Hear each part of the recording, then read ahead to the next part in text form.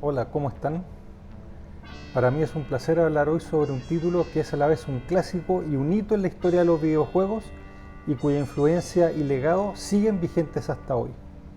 Me refiero a Prince of Persia, un juego de Jordan Mechner lanzado por Brothermoon en 1989 para el computador Apple II y que en 1990 contó con versiones para otras plataformas como el sistema DOS y los computadores Amiga y Atari ST.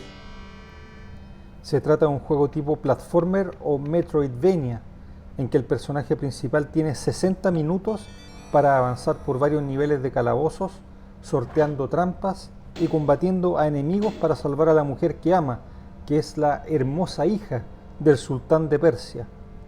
Por supuesto, esa trama no es muy original, dado que la hemos visto en otros videojuegos en que un artista marcial tiene que combatir a hordas de enemigos para rescatar a su novia, como el clásico Kung Fu Master de los arcades, que es de 1984. Prince of Persia tiene su antecedente directo en Karateka, un juego creado por Jordan Mechner en 1984, cuando era un estudiante en la Universidad de Yale y un joven programador de unos 19 o 20 años, y que yo conocí más o menos a mediados de los 80 en la versión para el computador Atari 800 XL. Ese juego parece estar ambientado en el lejano oriente, en China o Japón, y el karateka tiene que superar sin armas, a puros golpes de karate, a sus oponentes hasta rescatar a la princesa Mariko. Para Prince of Persia, Mechner tomó la misma idea, pero situó la acción en Medio Oriente, en una ambientación como la de las Mil y una Noches, y convirtió a su héroe en un espadachín que tiene que superar contrincantes, evadir una serie de trampas y subir niveles hasta enfrentar a su némesis, el malvado visir Jafar, antes de salvar a la princesa. Conviene aclarar que Prince of Persia es anterior en unos 3 años a la película animada Aladino de Disney, donde también hay un visir malvado llamado Jafar. Por lo tanto, no se puede acusar a Mechner de copiar a Disney. Más bien, ambos se inspiraron en el Jafar de El ladrón de Bagdad, interpretado por el actor Conrad Veidt en la película de 1940. De hecho, en entrevistas, Mechner ha reconocido esa influencia y también ha dicho que se inspiró en los primeros 10 minutos de la película Los cazadores del arca perdida, donde Indiana Jones tiene que evadir trampas mortales y saltar un pozo, entre otras cosas, para escapar con vida. Mi primer acercamiento al juego fue en discos como este, pero pirateados, porque en el Chile de comienzos de los 90 prácticamente todos los juegos y programas eran pirateados. Era muy raro ver originales.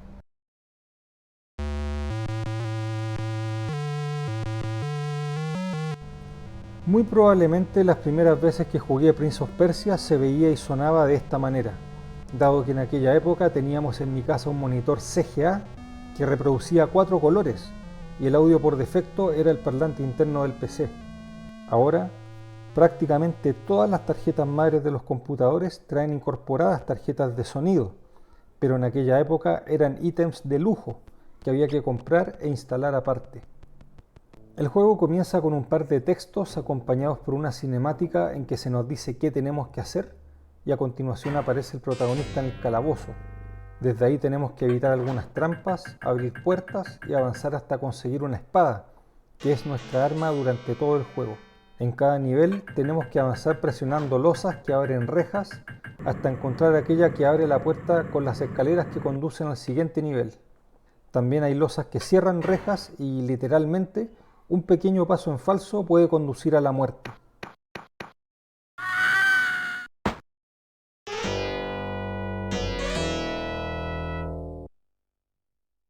Aunque los enemigos que enfrentamos en general son parecidos unos con otros, es destacable que no todos se sienten iguales, porque hay algunos a los que resulta más fácil de vencer y otros que presentan más resistencia o habilidad en el combate.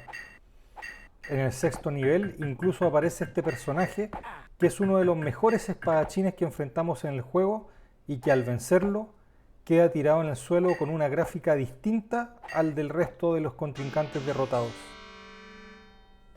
Durante los niveles encontramos pócimas rojas que nos ayudan a recuperar un punto de salud otras azules que nos restan un punto, y también encontramos en un par de ocasiones unas pócimas verdes que tienen efectos específicos, como ayudarnos a flotar al bajar desde la altura, o que invierte la visión de la pantalla hasta beber otra pócima igual. También podemos encontrar, a veces en lugares algo escondidos o remotos, unas pócimas rojas de mayor tamaño, que además de recuperarnos totalmente, nos dan un punto de salud adicional que mantenemos durante el resto de la partida. En el cuarto nivel, cuando estamos cerca de pasar al quinto, encontramos un espejo que solo es posible traspasarlo saltando a través de él. Al hacer esto, se desprende del espejo el hombre sombra, una especie de clon negativo del héroe que en algunos niveles nos juega malas pasadas, como beberse una poción de vida adicional que queríamos obtener, o cortarnos el paso presionando una losa y cerrando una reja en nuestras narices. A veces, al pasar de un nivel a otro, sale una cinemática que muestra la situación de la princesa, y en uno de los niveles, ella incluso nos envía a un pequeño ayudante que nos socorre para salir de un apuro.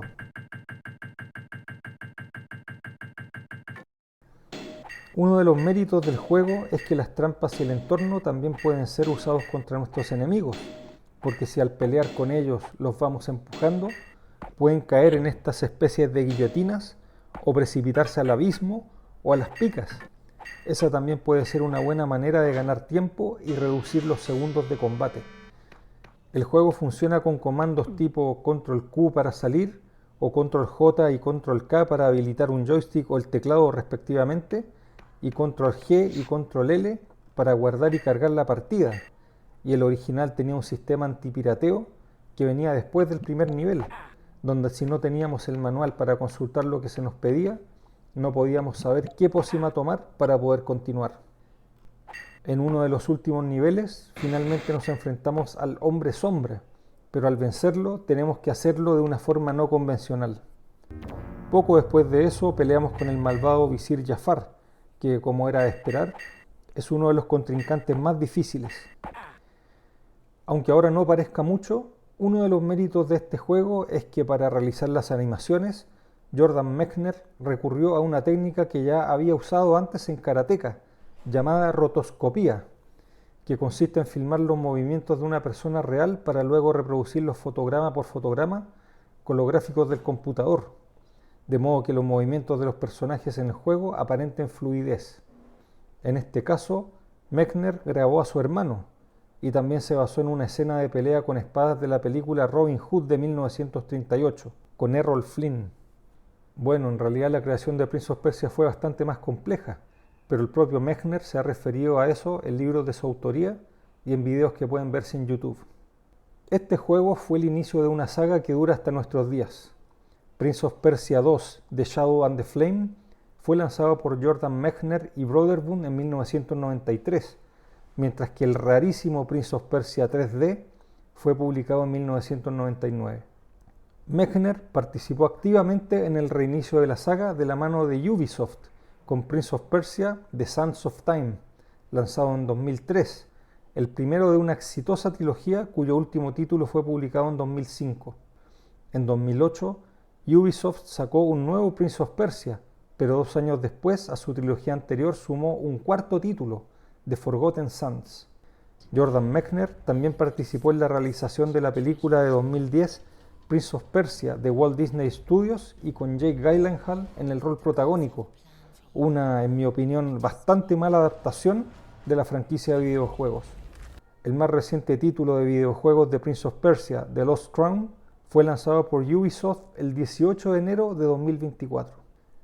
Pese a que el Prince of Persia original es bastante antiguo y diferente a los videojuegos modernos, lo recomiendo de todas maneras por tratarse de un hito, un juego muy influyente en títulos y franquicias posteriores y en desarrolladores de nuevos juegos. Como dije en mi revisión de Assassin's Creed, ese juego originalmente fue pensado como una nueva entrega de Prince of Persia, pero finalmente derivó en una franquicia propia. ¿Dónde conseguir o jugar al Prince of Persia original? Esa es una pregunta no tan fácil de responder, ya que no lo encontré en las plataformas tradicionales para comprar videojuegos, como GOG.com, Steam, EA Games ni Ubisoft. Recuerdo haberlo encontrado y jugado en forma gratuita en alguna plataforma de Microsoft hace un par de años, pero ahora veo que está disponible esta edición especial, que tiene gráficos al estilo de Prince of Persia 2. Ahora mismo se me ocurren dos soluciones para jugar al Prince of Persia original. La primera sería buscarlo y descargarlo de algún sitio de Abandonwares, aunque eso es ilegal, y jugarlo utilizando un emulador como DOSBox. La segunda sería entrar al sitio web PrinceJS, donde se puede jugar en la misma ventana sin tener que instalarlo siquiera. En esa versión hicieron una modificación importante, que es el poder saltar presionando el botón del gamepad, lo que en mi opinión facilita mucho ese proceso. También tengo la idea de que el combate es más acelerado y por lo tanto un poco más desafiante.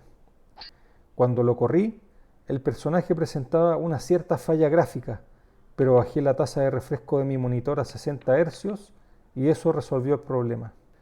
Recuerdo haber visto hace años un remake de este juego en PlayStation 3, pero con los gráficos del estilo de Sands of Time. No sé si esta versión haya estado alguna vez disponible para PC y ahora mismo al menos no pude encontrarla. Si ustedes nacieron en la década de 1990 o después, es muy probable que nunca hayan oído ni visto este juego. Pero si sus padres eran aficionados a los videojuegos, es muy probable que ellos sí lo hayan conocido o lo hayan jugado alguna vez. Y con eso me despido por hoy. Que estén muy bien y hasta la próxima.